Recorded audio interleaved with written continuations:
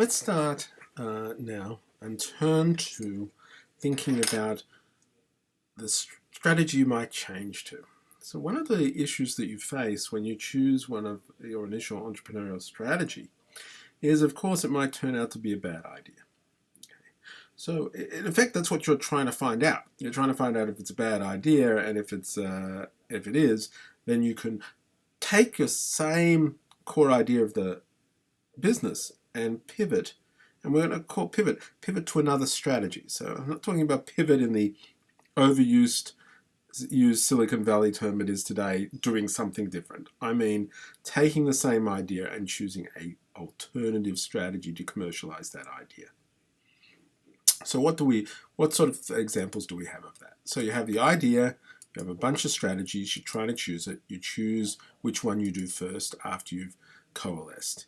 It may be that you choose to do a disruption strategy, and if that doesn't work out, pivot to value chain or intellectual property, or you pivot in the way that Uber has, from disruption to architecture. So how do you do this? How do you choose the initial strategy, and then how do you change thereafter? Take this example here. This is the NIMI heartbeat lock.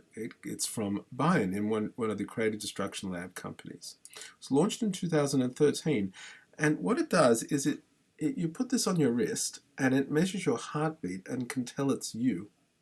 And once it can tell it you, it can then instruct various things like your car, computer, phone, what have you, even payments to be authorized because they know it's you. Take the band off, contact is broken, you'd have to reauthorize it again. The U of T team that designed this initially spent many years pursuing a licensing model, but found, and that's in other words an IP strategy, found there was no interest. So what they did in 2013 is they moved to a product strategy to actually produce this NIMI heartbeat lock, market it themselves, build out a platform around it. So they chose to cooperate initially, and then they pivoted to compete. Lytro, we've already talked about. They have the Life Field camera, launched in 2011, large VC interest, approach from Steve Jobs, $90 million funding. They moved from compete to cooperate very recently. Siri was initially an app.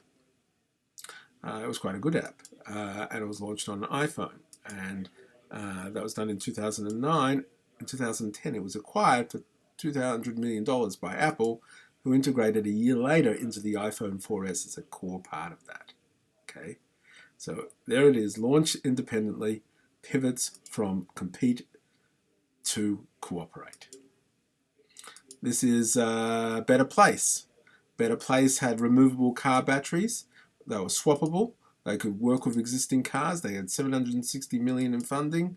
So they were choosing to compete with car manufacturers. Didn't work out for them. But there they didn't get the opportunity to pivot. That was it. It was a one-shot deal for them. Once that didn't work, they were gone. So each of these pursued initially very different strategies, and then they changed. NIMI moved this way, Siri moved that way, Lytro moved that way, and Better Place are out. The final pivot, if you will.